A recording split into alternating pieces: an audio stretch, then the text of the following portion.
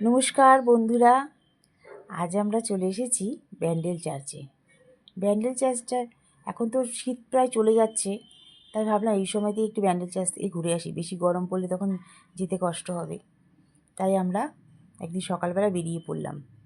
প্রথমে আমরা নৈহাটি গিয়েছিলাম বড়মার মন্দিরে পুজো দিতে, সেখান থেকে আমরা বর্ধমান লোকাল ধরে ব্যান্ডেল চার্চে গিয়েছি। ব্যান্ডেল চার্চ কিন্তু হাওড়া থেকেও যেতে সুবিধা, শিয়ালদা থেকেও যাওয়া যায়, তবে হাওড়া থেকে বেশি ট্রেন আছে ব্যান্ডেল চার্চে যাওয়ার।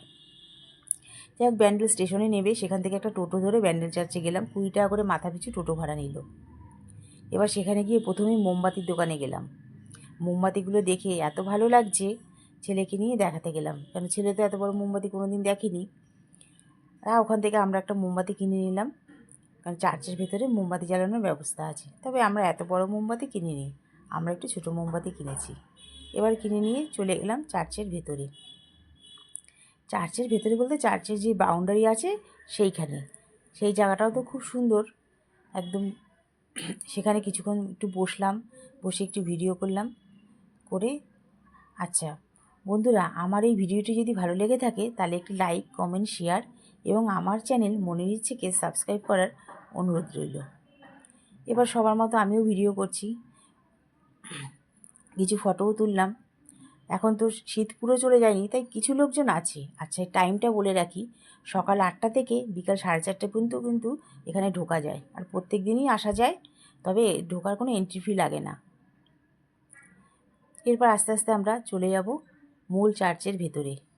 সেখানে একদম নিস্তব্ধ, কেউ কোনো কথা বলে না। একটা বাচ্চা যদি জোরে কথা বলে সেই আওয়াজটা পর্যন্ত যেন কানে এসে লাগে। একদম সবাই চুপ করে আমরা ভেতরে ঢুকে গেলাম। গিয়ে এইবারে আমরা চলে গেলাম যেখানে মোমবাতি জ্বালানো হচ্ছে, সেখানে গিয়ে প্রথমে আমরা মোমবাতিটা জ্বালিয়ে দিলাম। আচ্ছা বলে রাখি, ওইখানে একটা জলাশয় মতো আছে ছোট, সেখানে নাকি পয়সা দিয়ে মানত করলে মনের আশা পূর্ণ হয়। তা আমরাও তাই করলাম। করে এবারে চলে গেলাম চার্চে, যেখানে প্রার্থনা কক্ষ, যেখানে প্রার্থনা করা হয় সেইখানে গেলাম। সেখানে গিয়ে আমি প্রথমে ভিডিও একটু তুলেছিলাম, তারপর আমাকে সে বললো যেখানে ভিডিও করা বারণ, তাই আমি একটুখানি এই যে অল্প একটু তুলেছি দেখানোর মতো, আর ভিডিও না করা মাত্র আমি বন্ধ করে দিয়েছি।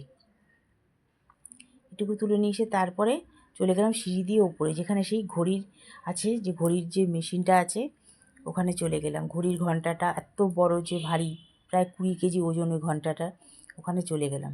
দেখে এবার আস্তে আস্তে আমরা আবার বেরিয়ে আসলাম।